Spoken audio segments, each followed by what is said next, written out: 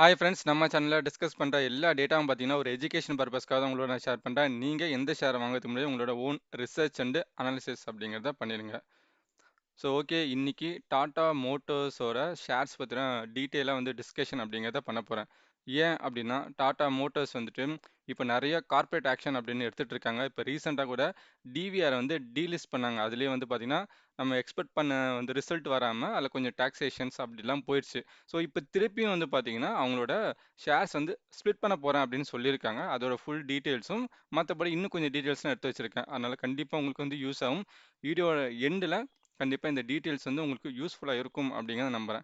First பார்த்தீங்கன்னா Tata மோட்டரோட share split இது March மாதம் அனௌன்ஸ்மெண்ட் பண்ணாங்க. அதாவது டாடா மோட்டர்ஸ் ரெண்டாக டிவைட் பண்ணுறது. ஒன்று பேசஞ்சர் வெஹிக்கிளாகவும் இன்னொன்று பார்த்தீங்கன்னா கமர்ஷியல் வெஹிக்கிளாகவும் ரெண்டாவே அந்த பிஸ்னஸ் பிரித்து ரெண்டு ஷேராக லிஸ்டராக பண்ண போகிறாங்க மார்க்கெட்டில். அதுக்கான அப்ரூவல்ஸ் அப்படிங்கிறது அவங்களுக்கு கண்டினியூஸாக போயிட்டுருக்கு. ஸோ ஷேர் ஹோல்டர்ஸ்கிட்டையும் சரி ரெகுலரிட்டியும் சரி அங்கேயும் போயிட்டுருக்கு. தென் பார்த்தீங்கன்னா எவ்வளோ ஷேர்ஸ் கிடைக்கும் அப்படின்னு பார்க்கும்போது 1:1. அதாவது இப்போ ஒரு டாடா மோட்டர்ஸ் நம்ம கையில் இருக்குன்னா ஒரு டாடா மோட்டர்ஸ் பேசஞ்சராகவும் ஒரு கமர்ஷியல் ஷேராகவும் ரெண்டாவே பிரிஞ்சு ஆளுக்கு ஒன்று ஒன்று அப்படிங்கிற அளவுக்கு கிடைக்கும். ஸோ டைம்லைன் பார்க்கும்போது இந்த ப்ராசஸ் முடியறதுக்கு 12லேருந்து 15 மாதம் ஆகும் அப்படின்னு சொல்லியிருக்காங்க. இதுக்கான ரெக்கார்ட் டேட் இன்னும் அனௌன்ஸ்மெண்ட் அப்படிங்கிறத பண்ணல. ஆனால் சீக்கிரமாக பண்ணுவாங்க அப்படின்னு சொல்லி எதிர்பார்க்கப்படுகிறது. இப்போ டாடா மோட்டர்ஸ்குள்ள என்னென்ன கம்பெனி இருக்குன்னு நம்ம சொல்லி பார்த்தோம் அப்படின்னா ஃபர்ஸ்ட் கமர்ஷியல் இருக்கு, தென் பேசஞ்சர் இருக்கு, அப்புறமா பார்த்தீங்கன்னா ஜாகுவார் அண்ட் லேண்ட் ரோவர் இருக்கு, அதுக்கப்புறமா டாடா மோட்டர் ஃபினான்ஸ் அப்படிங்கிற கம்பெனி இருக்கு. இன்னைக்கு ஸ்பிளிட் பண்ணாமல் இருக்கிற கம்பெனி இது. ஆஃப்டர் ஸ்பிளிட் அப்புறம் எப்படி மாறும்னா பேசஞ்சர்ஸ் கம்பெனி ஃபுல்லாகவே sedans, hatchback, SUV, Jaguar and Land Rover, EV vehicles இது எல்லாமே பேசஞ்சர் கம்பெனி கீழே வந்துடும், லிஸ்ட் ஆன கம்பெனி கீழே. அதேமாரி கமர்ஷியல் சைடில் பார்த்தீங்கன்னா ட்ரக்ஸு, பஸ்ஸஸ்ஸு, வேனு, அதில் கமர்ஷியல் இவி பண்ணுவாங்கள்ல, கமர்ஷியலில் இருக்க எலக்ட்ரிக்கல் வெஹிக்கிள்ஸ் எல்லாமே அதுக்கு கீழே வந்துடும். ஸோ அதுக்கப்புறமா பார்த்தீங்கன்னா பேலன்ஸ் இருக்க கம்பெனி பார்த்தீங்கன்னா டாடா மோட்டார் ஃபினான்ஸை அதை டாடா கேபிட்டல் கூட மெர்ஜ் பண்ணி அதை தனியாகவே மார்க்கெட்டில் லிஸ்ட் அப்படிங்கிறத பண்ணிடுவாங்க. ஸோ இருக்கிற பிஸ்னஸை ப்ராப்பராக எல்லாத்தையுமே பிரித்து எடுத்துருவாங்க. இதுதான் ஷேர் ஸ்பிளிட்டில் இருக்க ஃபுல் டீட்டெயில்ஸ். தென் ஏன் இப்போ இந்த டாடா மோட்டர்ஸ் மட்டும் இல்லாமல் டாடா குரூப்ல மெர்ஜர், டிமெர்ஜர் இந்த ஆக்டிவிட்டிஸ் எல்லாமே அதிகமாக போயிட்டு இருக்கு அப்படின்னு சொல்லி பார்த்தீங்கன்னா அதுக்கான ரீசன் இந்த கம்பெனியோட சேர்மன் சந்திரசேகர் அவரோட விஷயம் தான். அவர் உள்ள வந்ததுக்கு அப்புறமா பார்த்தீங்கன்னா ஏகப்பட்ட பிஸ்னஸ் நிறைய இருந்தது டாடா குரூப்ல. அவர் இவ்வளோ பிஸ்னஸ் தனித்தனியாக இருக்குது, இது எல்லாத்தையுமே மானிட்டர் பண்ணுறதுக்கும் சரி, தென் க்ரோத் வைஸும் சரி, ப்ராஃபிட் அதிகமாக எடுக்க வைக்கிறதுக்கும் சரி, இவ்வளோ ஸ்ப்ளிட்டப்பாக இருந்தால் சரிப்பட்டு வராது. இது எல்லாத்தையுமே கொஞ்சம் மெர்ஜ் பண்ணி ஒரு 7லேருந்து 8 பிஸ்னஸ் கீழே பிரைமரி பிஸ்னஸ் கீழே எடுத்துகிட்டு வந்துட்டோம் அப்படின்னா அதோட க்ரோத்தும் அதிகமாக இருக்கும். ஸோ அதோட மார்க்கெட்டையும் நம்ம நல்லா ஃபோக்கஸ் பண்ண முடியும் அப்படின்னு சொல்லி அந்த ஸ்ட்ராட்டஜி எடுத்துகிட்டு டாடா குரூப்ல இருக்க எல்லா கம்பெனிஸும் இந்த மெர்ஜர், இந்த கார்ப்பரேட் ஆக்ஷன் ஆக்டிவிட்டீஸ் அப்படின்னு எடுத்துட்டு இருக்காரு. ஏன் அப்படின்னா ஃபர்ஸ்ட் காஸ்ட் எஃபெக்டிவாக இருக்கும். இந்த மாரி மெர்ஜ் பண்ணதுக்கப்புறம் அதோட மேனேஜ்மெண்ட்டும் சரி ஆப்ரேஷனல் காஸ்ட்டுங்கிறது அதிகமாகும் அப்படின்னு பார்க்குறாரு. ரெண்டாவது அதோட எஃபிஷியன்சி ரொம்ப இம்ப்ரூவ் பண்ண முடியும். இப்போ 2 3 பிஸ்னஸாக இருக்குது, 4 5 ஹெட்ஸ் இருக்காங்க அப்படின்னா நிறைய டிசிஷன் மேக்கிங் அங்கங்கே மாறி போகும், தனித்தனியாக ஃபோக்கஸ் பண்ணுவாங்க. இப்போ நேரோ டவுன் ஆயிடுச்சு அப்படின்னா ஒரே ஒரு லீடர்ஷிப் கீழ வரும்போது இன்னும் நல்லா ஃபோக்கஸ் பண்ண முடியும் அப்படின்னு பார்க்குறாங்க. ரெண்டாவது இன்னும் மார்க்கெட்டை நல்லா ஸ்ட்ரென்தன் பண்ணி எடுத்துகிட்டு போக முடியும் அப்படின்னும். லாஸ்ட்டாக பார்க்கும்போது இந்த ப்ரொக்யூர்மெண்ட், இந்த இன்வென்ட்ரி ஆக்டிவிட்டீஸ் இது எல்லாமே ஈஸியாக ஹேண்டில் பண்ண முடியும் அப்படின்னு சொல்லி அவர் பார்க்குறாரு.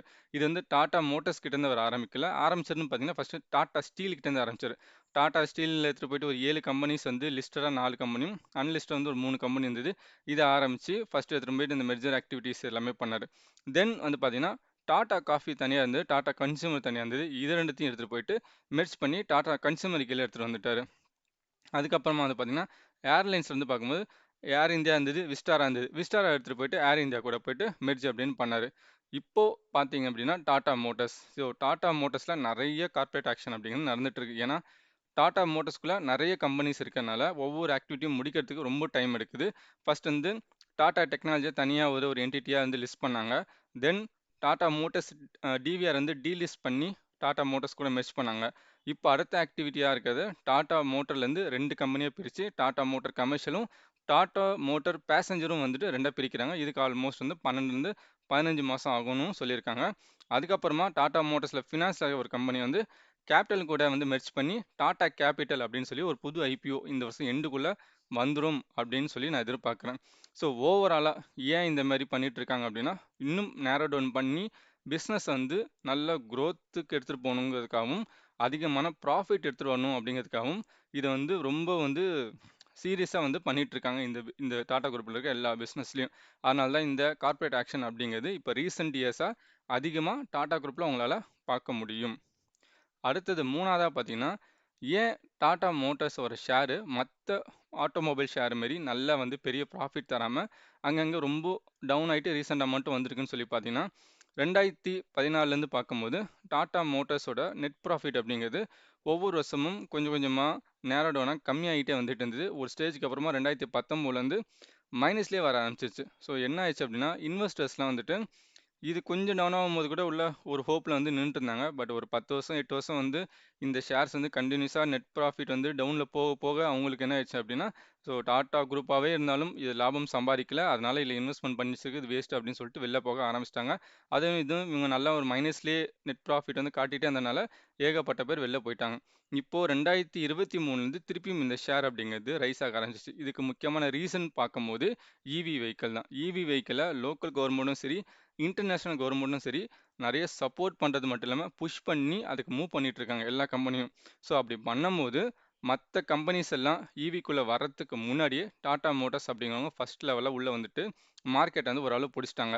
அதுவும் இன்னும் பர்டிகுலராக நீங்கள் பார்த்தீங்கன்னா யூகேலலாம் ஜாக்வார் அண்ட் லேண்ட் ரோவர் வச்சு நல்ல சேல்ஸ் அப்படின்னு காட்டினதுனால இதுக்கப்புறம் ஈவியில் வந்து இவங்க நல்லா மேலே வந்துருவாங்க, நல்லா ப்ராஃபிட் வரும்னு சொல்லி இன்வெஸ்டர்ஸ் அப்படிங்கிறவங்க இன்வெஸ்ட்மெண்ட் பண்ண ஆரம்பிச்சாங்க. அதனால திருப்பியும் இந்த ஷேருங்கிறது ஏற ஆரம்பிச்சிருக்கு ரொம்ப வருஷம் கழிச்சு. இப்போ ரீசெண்டாக ஏன் டாடா மோட்டார்ஸோட ஷேர்ஸ் வந்து டவுனில் போயிட்டுருக்குன்னு சொல்லி பார்த்தோம்னா, அதுக்கு அவங்களோட ரெவன்யூ மாடலை நம்ம அண்டர்ஸ்டாண்ட் பண்ணிக்கணும். ரெவன்யூ மாடலை பொறுத்தவரையும் ஜாக்வார் அண்ட் லேண்ட் ஓவர் மூலமாக மட்டுமே அவங்களுக்கு 70% அப்படிங்கிற அளவுக்கு ரெவன்யூ வருது. தென் இந்தியா மூலமாக டொமஸ்டிக் பேசஞ்சர் மூலமாக அவங்களுக்கு 12%, பேலன்ஸ் இருக்க ஒரு 20% வந்து பார்த்தீங்கன்னா கமர்ஷியல் மூலமாக வந்துட்டுருக்கு. இப்போ குளோபல் லெவலில் என்ன பிரச்சனை போயிட்டுருக்குன்னா, சைனாலேருந்து இவி வெஹிக்கிள்ஸோட சப்ளை ஏகப்பட்ட கண்ட்ரியில் நல்லாவே பண்ணிட்டு இருக்காங்க. காஸ்ட் எஃபிஷியன்சியாகவே பண்ணிட்டு இருக்கனால பெரிய பெரிய குளோபல் கம்பெனியை அவங்களோட சேர்ந்து ஒரு காம்படிஷன் கொடுக்க முடியல. யூஎஸ் ஆகட்டும், யூகே ஆகட்டும், ஜப்பான் கம்பெனி ஆகட்டும், எல்லாருமே தடுமாறிட்டு இருக்கும்போது இதுவும் டாடா மோட்டார்ஸும் தடுமாறிட்டு இருக்கு. ஸோ இதனால் இன்வெஸ்டர்ஸ் என்ன யோசிக்கிறாங்க அப்படின்னா, திருப்பியும் இவங்களோட சேல்ஸ் வந்து கம்மியாகும். ஆல்ரெடி லாஸ்ட் குவார்ட்டர்லேயே வந்து பார்த்தீங்கன்னா இவங்களோட சேல்ஸ் அப்படிங்கிறது கொஞ்சம் கம்மியாயிடுச்சு. இன்னும் போகக்கூடிய காலத்தில் இன்னும் இன்னும் கம்மியாகும் அப்படின்னு எதிர்பார்த்துட்டு திருப்பி வந்து ஒரு செல் ஆஃப் அப்படின்னு பண்ணிட்டு இருக்காங்க. அது ஒன்றும். இன்னொன்று வந்து பார்த்தீங்கன்னா, ரீசெண்ட் டைம்ஸில் இந்த டீலிஸ்ட் பண்ணனால இந்த ஷேர்ஸோட இது வந்து பயங்கரமாக மேலே ரேலி ஆயிடுச்சு. அதனால ஒரு ப்ராஃபிட் புக்கிங் அப்படிங்கிறதும் போயிட்டுருக்கு. ஸோ நெக்ஸ்ட்டு ஓவராலாக டாடா மோட்டார்ஸ் ஒரு டவுன் த லைன் 5 இயர்ஸ் 10 இயர்ஸில் எப்படி போகும் அப்படின்னு சொல்லி பார்க்கும்போது, ஒரு பாசிட்டிவாக நான் பார்க்கும்போது நல்ல ஒரு மேனேஜ்மெண்ட் குரூப் இருக்குது டாடா கிட்ட. ஸோ நல்ல வந்து ஒரு க்ரோத் பொட்டென்ஷியல் அப்படிங்கிறது பிளான் பண்ணியிருக்காங்க. ஒரு பேசஞ்சர் வெஹிக்கிள் அப்படின்னு நீங்கள் எடுத்துக்கிட்டிங்கன்னா இந்தியாவில் பார்க்கும்போது டாப் 5 கேட்டகரிக்குள்ளே கண்டிப்பாக வந்துடுவாங்க. மாருதி சுசுகி நம்பர் 1ல இருந்தாலும் இவங்க வந்து அடுத்த பிளேஸ்லேருந்து மாற்றி மாற்றி இந்த கம்பெனிஸ் எல்லாமே வரும். அந்த லெவலில் டாப் 5ல வரக்கூடிய ஒரு பெரிய கம்பெனி. தென் கமர்ஷியலில் பார்த்தீங்கன்னாலும் அதுலேயுமே டாப் 5ல வந்துட்டு டாடா மோட்டார்ஸ் அப்படிங்கிறது கண்டிப்பாக வந்து உள்ளே இருக்கும். இன்னொரு பெரிய அட்வான்டேஜாக நான் என்ன பார்க்குறேன் அப்படின்னா, டாடா மோட்டார்ஸ் கிட்ட இந்த இவி இன்ஃப்ரா செட்டப் அப்படிங்கிறது இவங்க கிட்ட இருக்க கம்பெனி வச்சே அவங்களால எல்லாமே பண்ண முடியும். இது ஒரு மிகப்பெரிய அட்வான்டேஜாக இந்தியாவில் வந்து பார்க்கப்படுகிறது. அதுவும் பார்த்தீங்கன்னா இவிக்கு வந்து சார்ஜிங் போனால் டாடா பவர் இருக்காங்க, பேட்டரிக்கு அதை ரீசைக்கிள் பண்ணுறதுக்கு டாடா கெமிக்கல் இருக்குது, டாடா ஸ்டீல் இருக்குது, தென் மேனுஃபேக்சரிங் பண்ணுறதுக்கு டாடா மோட்டார்ஸ் இருக்காங்க, அதுக்கான சாஃப்ட்வேர் சப்ளைக்கு வந்துட்டு டிசிஎஸ் ஆகட்டும் டாடா எலக்ஸி இருக்காங்க, தென் ஆட்டோ காம்பனன்ட்ஸுக்கு டாடா குரூப் இருக்குது. அது மட்டும் இல்லாமல் நிறைய சின்ன சின்ன கம்பெனிஸ் இருக்குது அதுக்கு வந்து சப்போர்ட் பண்ணுறதுக்கு. ஆல்மோஸ்ட் இப்போதைக்கு ஈவியில் வந்துட்டு இவங்க தான் வந்துட்டு ஒரு டாப் பிளேயராக வந்து இந்தியாவில் இருக்காங்க. இது வந்து ஒரு அட்வான்டேஜாக வந்து பார்க்குறேன். தென் இன்னொரு அட்வான்டேஜாக நீங்கள் பார்த்தீங்கன்னா இதோட பிஇ ரேஷியோ மற்ற எல்லா கம்பெனியோட கம்பேர் பண்ணும்போது இப்போதைக்கு வந்து கம்மியாக இருக்குது. ஸோ இதெல்லாம் பாசிட்டிவ். ஸோ நெகட்டிவாக பார்க்கும்போது இப்போ என்ன நெகட்டிவாக இருக்குன்னு பார்த்தீங்கன்னா சேல்ஸ் வந்து டவுன் ஆயிருக்கு குளோபல் லெவல்லையும் சரி, இந்தியா லெவலும் சரி. இது இவங்களுக்கு மட்டுமான்னு கேட்டிங்கன்னா இல்லை, எல்லா மோட்டார்ஸ் கம்பெனிக்கும் இவங்களோட சேல்ஸ் அப்படிங்கிறது கம்மியாயிட்டு இருக்கு. டாடா மோட்டார்ஸ் வந்துட்டு மிகப்பெரிய சேல்ஸ் காட்டிட்டு இப்போ டவுன் ஆகலை. அவங்க ஆல்ரெடி டவுனில் இருந்துட்டு அப்படி தான் இப்போ 2023லேருந்து கொஞ்சம் ரேலியாக ஆரம்பிச்சிருக்காங்க. அதனால ஒரு மிகப்பெரிய பிரச்சனையா அப்படிங்கிறத நான் வந்து பார்க்கல. ஸோ இதெல்லாமே வந்து இவங்ககிட்ட இருக்க பாசிட்டிவாக பார்க்குறேன். இப்போது இந்த கார்ப்பரேட் ஆக்ஷனுக்காக டாடா மோட்டார்ஸ் வந்து வாங்கணுமான்னு கேட்டிங்கன்னா அதுக்காக வந்து யாருமே வாங்க வேண்டியதில்லை. ஏன்னா ஒரு கார்ப்பரேட் ஆக்ஷனுக்காக நம்ம போய் வாங்க வேண்டியதில்லை. ஸோ இவங்க பிஸ்னஸ் மாடல், இவங்களோட ஃபண்டமெண்டல்ஸ் இது எல்லாமே வந்து இன்னும் டவுன் த லைன் ஒரு 10 இயர்ஸ் 5 இயர்ஸில் நல்ல மேலே போகும் அப்படின்னு சொல்லிட்டு உங்களோட ரிசர்ச் பண்ணி பாருங்கள். இதையும் இன்புட்டாக கூட நீங்கள் எடுத்துக்கோங்க. ஸோ இது மூலமாக உங்களுக்கு நல்ல ஒரு ஐடியா கிடச்சிது அப்படின்னா நீங்கள் வந்து இப்போலேருந்து இன்வெஸ்ட்மெண்ட் பண்ணலாம். இல்லை எனக்கு வந்துட்டு கமர்ஷியல் தான் வந்து ரொம்ப இன்ட்ரெஸ்ட்டாக இருக்குன்னா, நீங்க திருப்பியும் டீலிஸ்ட் இது மாரி ஸ்ப்ளிட் ஆனதுக்கு அப்புறமா கூட, நீங்க வந்து வெறும் கமர்ஷியல மட்டும் ஃபோக்கஸ் பண்ணி, நீங்க அதுக்கான இன்வெஸ்டரா கூட மாறலாம். ஸோ அந்த மாரியான ஒரு ஐடியா கூட உங்களால எடுக்க முடியும். ஸோ அதுக்காக தான் இந்த வீடியோ அப்படிங்கிறது ரெடி பண்ணேன். ஸோ ஓவராலா பார்க்கும்போது, உங்களுக்கு ஒரு ஐடியா கிடைச்சிருக்கும். இப்போ இந்த கார்ப்பரேட் ஆக்ஷனுக்காக நம்ம இன்வெஸ்ட்மென்ட் பண்ணலாமா? இல்லையா? அப்படின்னு சொல்லிட்டு, கண்டிப்பா உங்களுக்கு இந்த ஐடியா வந்து இந்த இன்புட்ஸ் வந்து உங்களுக்கு யூஸ்ஃபுல்லா இருந்ததுன்னா, கமெண்ட் பண்ணுங்க. உங்க ஃப்ரெண்ட்ஸ் அண்ட் ரிலேட்டிவ்க்கு நம்ம சேனல சஜஷன் அப்படிங்கிறத பண்ணுங்க. தேங்க்ஸ் ஃபார் வாட்சிங்.